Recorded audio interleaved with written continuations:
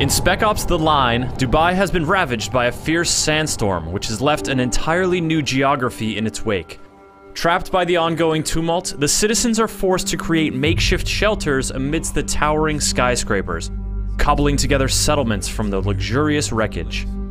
A battalion of American soldiers has taken up residence here too, following their failed evacuation attempt, and their military outposts add an ominous air of conflict to the landscape. These striking scenes are punctuated by the politically charged graffiti that some stranded artist has created around the city. Anonymous accusations that target the suffering of the people and those who helped exacerbate an already bad situation. Exploring this fractured landscape is fascinating, thanks to the intertwining layers of architecture and art. This just in, an unwarranted assault on the 33rd today means, you guessed it, an end to the ceasefire. All insurgents wishing to surrender, please report to your nearest outpost for processing. We now return to our regularly scheduled broadcast. Here we go. Let me go on record and say this shit just got weird. Unfortunately, no such creativity is found in the actual combat. Gunplay in Spec Ops: The Line is a simple matter of taking cover, popping out to shoot enemies, and advancing to more cover from where you will shoot more enemies. The guns you fire and the enemies you fire them at are unremarkable, though the flourish of slow motion whenever you land a headshot or otherwise impressive kill is a nice touch. There are a few neat opportunities to destroy barriers or ceilings and let the environment kill your foes, but the bulk of the time you're serving up headshots to anything that moves. This humdrum gunplay is paired with slightly clunky movement mechanics, which might see you failing to sprint on cue or melee attacking a low barrier instead of vaulting over it.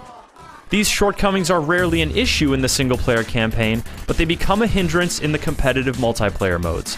Some interesting map layouts, a light class system, and a nice array of objective-based modes can create some fun conflicts, but the creaky locomotion makes it unlikely you'll feel invested enough to make a significant dent in the bevy of unlockable weapons, perks, and gear options.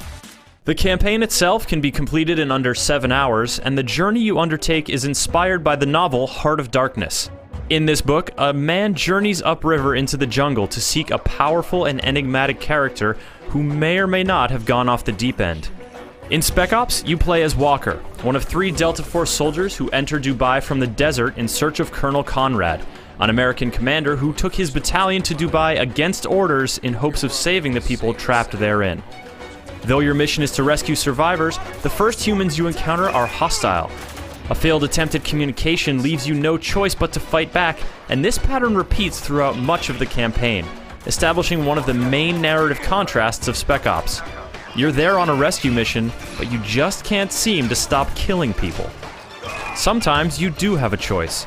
There are no right or wrong decisions, just a difference in who dies and how. These moments put a spotlight on your squad chatter, as Lugo and Adams chime in on the situation you're presented with. Walker, what are you doing? Adams? You can't do this, man! Stop! Just fucking... Damn it, Walker! No! Jesus. What the fuck did you do, Walker? Hey, you caught me off guard. Hey, it happens. Now, come on. They generally argue different sides and react strongly to what you do, but your character's response is almost always to bully them with talk of doing what's right or doing what you had to do. Then it's back to more shooting the guys who are shooting at you and exchanging profanity-laden victory shouts. The moments meant to encourage reflection fade to the background, drowned out by the brute narrative force of self-defense.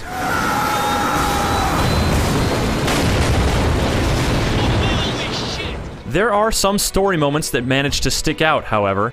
A humorous homage to the similarly inspired Apocalypse Now and the well-timed use of licensed songs contribute to the fatalistic appeal of the jocular Radio Man. Other moments force you to look at the horrors you've wrought, but these often feel cheap because you so rarely have a choice in your actions. It's not until late in the campaign that Spec Ops gets more daring and disruptive with its storytelling, but by then it feels like too little, too late. The disconnect between the gameplay and the narrative elements of Spec Ops: The Line is numbing, which makes it more difficult to contemplate the murky morality of war in the way the game wants you to.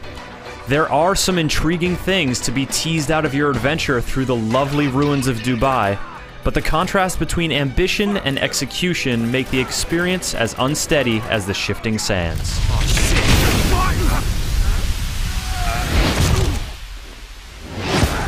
Shit!